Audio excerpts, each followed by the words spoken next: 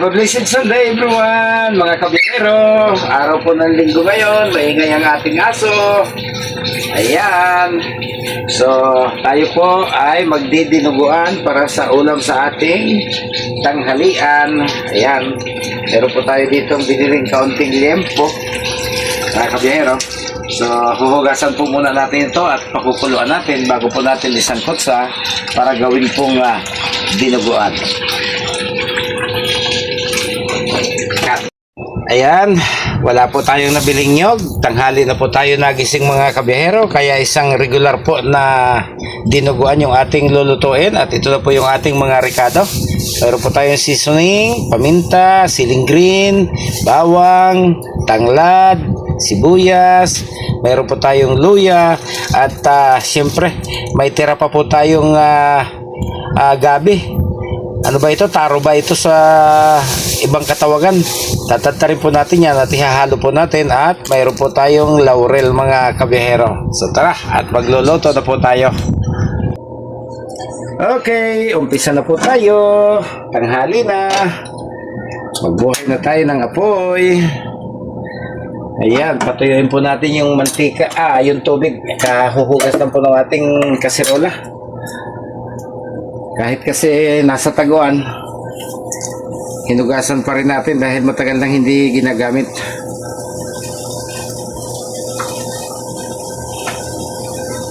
Ayan.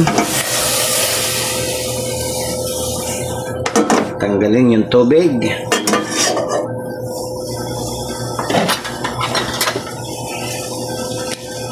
Unahin po natin maglagay ng mantika.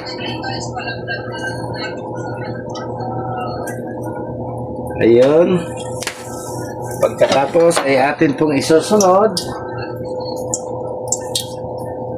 Yan po munang laman ng gabi.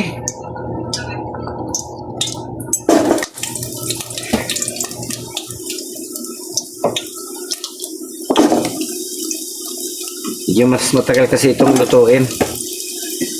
Saka baka madurog kung ilalagay natin na may sabaw na yung ating dinuguan.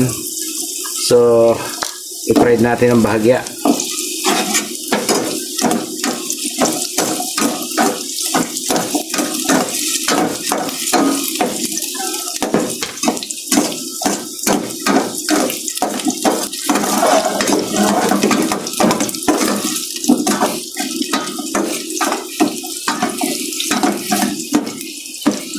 So itong gabi po na ito kasama pa po ng mga gulay na dala ko nung nakaraang biyahe ko sa Baguio. Hindi na nauubos. Ayan.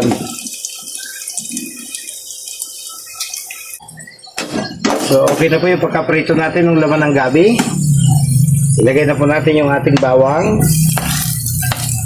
Yan, lagay na po natin yung ating luya. Sunod na po natin itong ating sibuyas. Ayan.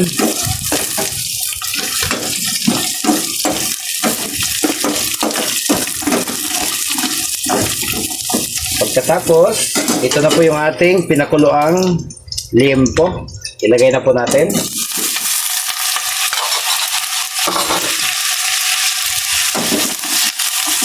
Sasangkot na po natin ang bahagya.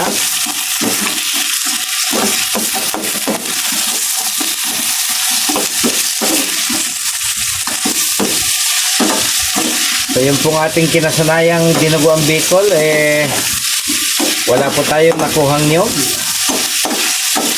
So wala po tayong gata ngayon. Purong dinuguan lang po talaga siya. Ayan, lagay na po natin yung ating laurel. Ayan. Wala nang staple wire. Baka tayo mabingwit. Lagay na po natin yung ating paminta. Dalawang paminta po yung ating gagamitin. Ayan. Mikos-mikos ulit.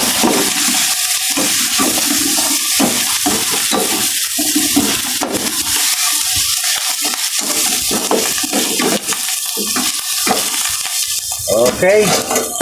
Pagkatapos masangkot sa, ilalagay na po natin yung ating dugo. Ayan. Mabuti, umabot pa po tayo sa palengke na mayroon pa silang dugo. Ayan.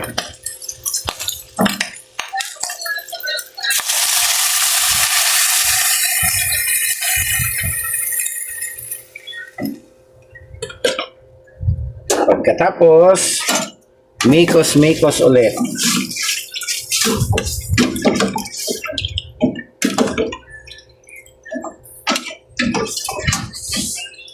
Okay. Isusunod na po natin yung ating lemongrass, tanglad, ayan. Ceiling green. Pagkatapos, ang pangpasarap.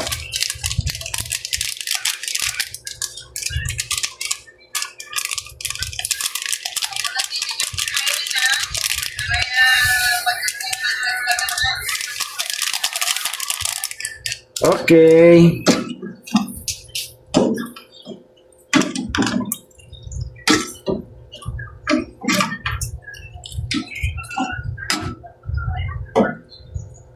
So, tatakpan po muna natin siya. Atin po munang tatakpan at hihintayin po natin kumulo. Agoy! Umapaw! Nakaligtaan. Ano ba yan?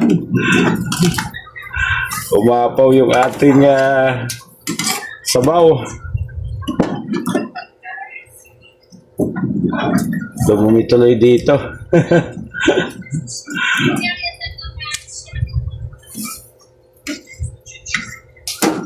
Yan, maglalagay na po tayo ng asin.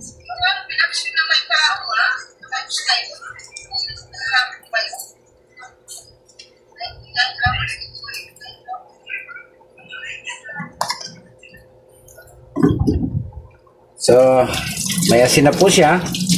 Mamaya titikman po natin kung okay na at magdadagdag po tayo ng suka. Masarap po sa dinuguan yung medyo maasim. Agoy! Pagagalit sa atin yung tagalinis natin ito. Daming kumalat.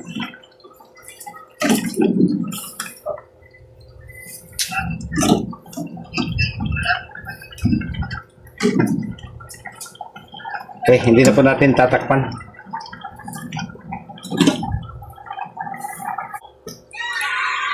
Okay, malapit na po siyang maluto. Magdagdag po tayo ng suka. Ayun, naubusan na ng suka. Naubusan tayo ng suka mga kabihero. Lagyan po natin ng suka na may babad. Para naman mas masarap yung asim niya.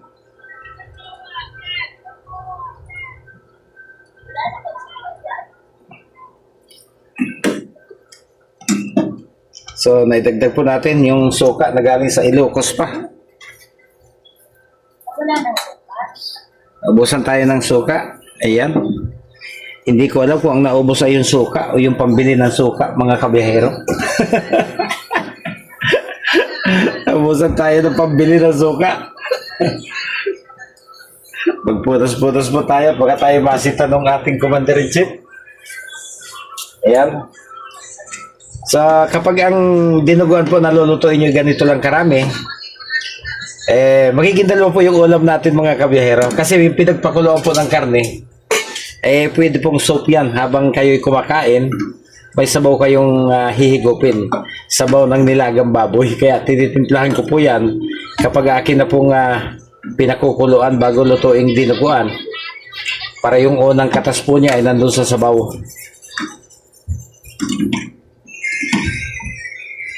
So, magdadagdag po tayo ng kaunting asin. Lalagyan na po natin ng suka. Matapang po kasi yung aking timplada sa alat. Tapos, magdadagdag po tayo ng paminta. Hindi ako satisfied sa paminta. Ayun. Pagkatapos ay mikos-mikos ulit. May tilamsik na naman, ay kapupunas ko lang.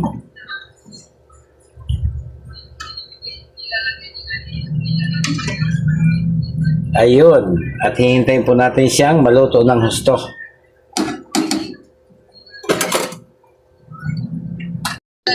Okay, pagkatapos po ng dibdibang mainitang laban sa harap ng kalan, ito na po yung ating nilutong dinuguan mga kabihero. So kain na po tayo. Maraming salamat po. Happy Sunday everyone.